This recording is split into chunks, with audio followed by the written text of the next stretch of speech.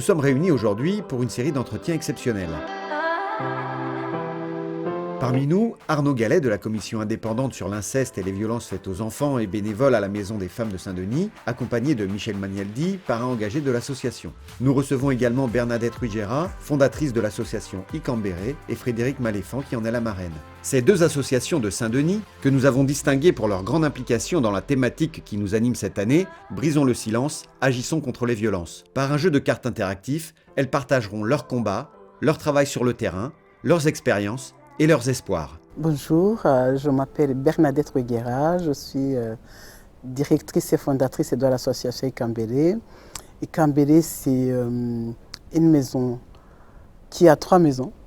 C'est une maison accueillante, femmes vivant avec le VIH, la maison apaisante, femmes vivant avec une maladie chronique, et une maison reposante pour les vacances des femmes. Bonjour, je m'appelle Arnaud Gallet, je suis membre de la commission indépendante sur l'inceste et les violences sexuelles faites aux enfants. Je suis également bénévole à la Maison des Femmes de Saint-Denis. La Maison des Femmes de Saint-Denis, c'est une association exceptionnelle, un lieu unique qui propose un accueil et un accompagnement inconditionnel pour des femmes victimes de violences.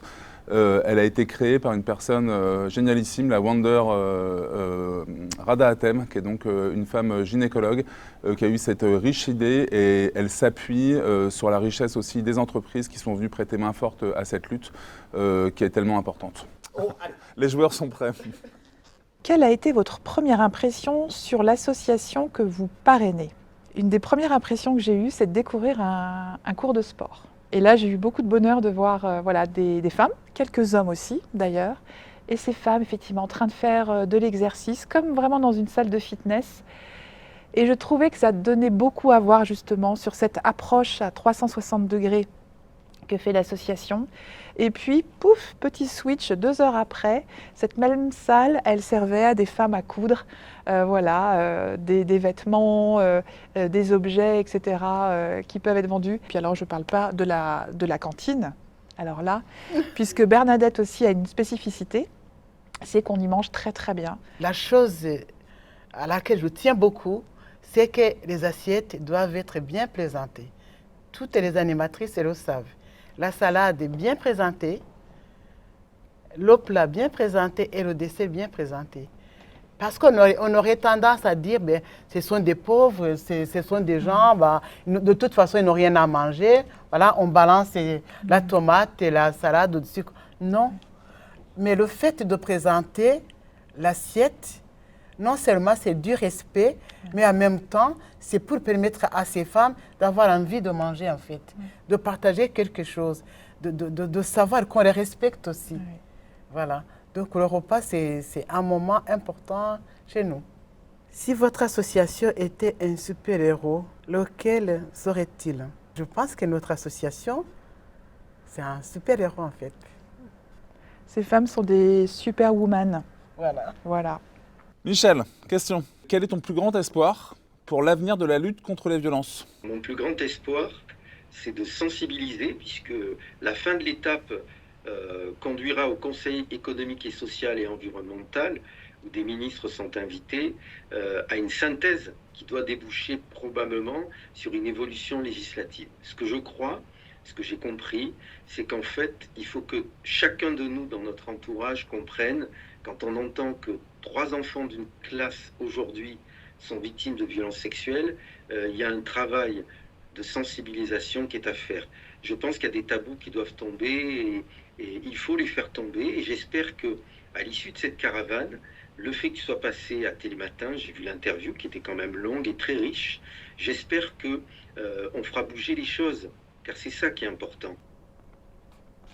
Je ne sais pas si j'ai beaucoup d'espoir, je ne devrais pas dire ça, mais voilà, je trouve que c'est un sujet qui est traité, retraité. Il y a beaucoup d'associations qui s'occupent de ces sujets, qui œuvrent. Le seul espoir, à mon sens, qu'on puisse avoir, c'est l'éducation. C'est l'éducation, c'est la sensibilisation. J'aimais beaucoup ce que disait Bernadette juste avant sur le fait que derrière une femme maltraitée, il y a une famille qui est en souffrance. Et c'est ça peut-être, c'est là-dessus, je pense qu'il faudrait davantage travailler, sensibiliser, éduquer. Que retirez-vous de votre participation à À tout soleil? J'ai découvert beaucoup d'associations, beaucoup de structures, beaucoup d'initiatives que je ne connaissais pas et ça m'a beaucoup enrichi. Alors deuxième question, quel lien avez-vous pu créer avec l'association que vous avez parrainée? J'ai découvert l'association de façon un petit peu plus intéressante en allant voir, voilà, en allant visiter le lieu, en allant rencontrer Bernadette, en allant au contact voilà, des femmes sur place. J'ai mangé avec elles, on a discuté, j'ai découvert tout ce qu'elles font. Et l'histoire de Bernadette, qui est absolument remarquable et très émouvante. Et je suis encore plus fière et très très fière de marrainer non seulement cette association, mais je compte bien continuer à la soutenir. Je suis très fier d'avoir relevé ce défi et d'avoir appris des choses grâce à Arnaud et grâce à la Maison des femmes de Saint-Denis, car quand j'ai reçu et été contacté par sa présidente, j'ai cru que c'était une institution, tellement j'ai vu ce qui était fait. Et je me suis dit, mais là, où est-ce qu'on va? Comment se fait-il qu'une telle association référence n'ait pas été repérée avant dans nos précédents thèmes? Donc c'est un petit peu le hasard qui m'a mené à Arnaud et à cette association. Et je suis fier d'en être le parrain parce qu'ils font de très belles choses. Question pour moi. Oula, elle est longue, dis donc celle-là. Vous êtes toutes deux situées à Saint-Denis. Quelle dynamique existe-t-il dans cette ville sur les violences conjugales, familiales, sexistes et sexuelles? Je pense que la Seine-Saint-Denis, c'est un territoire qui est certes assez dévasté pour sinistrer sur différents sujets. Et ce qu'on sait, c'est qu'en Seine-Saint-Denis, il y a énormément de richesses. Et ça, on y croit. Et ce qui est sûr, c'est qu'il y a beaucoup d'actions aussi qui se mettent en place parce qu'on fait ce qu'on peut, on bricole beaucoup, mais on bricole avec sérieux.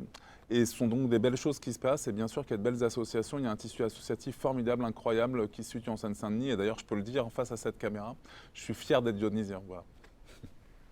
Michel, the last one.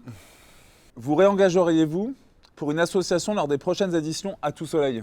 Je le ferai parce que c'est dans mon ADN. Et je n'ai jamais oublié une chose, c'est que les pays du monde les plus pauvres sont des pays qui n'ont pas d'assurance. Donc nous avons un rôle social à défendre, que nous ne défendons pas suffisamment. Et à travers nos actions de mécénat, de prévention, c'est un moyen d'être au cœur aussi de notre mission sociale, puisqu'il n'y a pas que l'État qui puisse intervenir.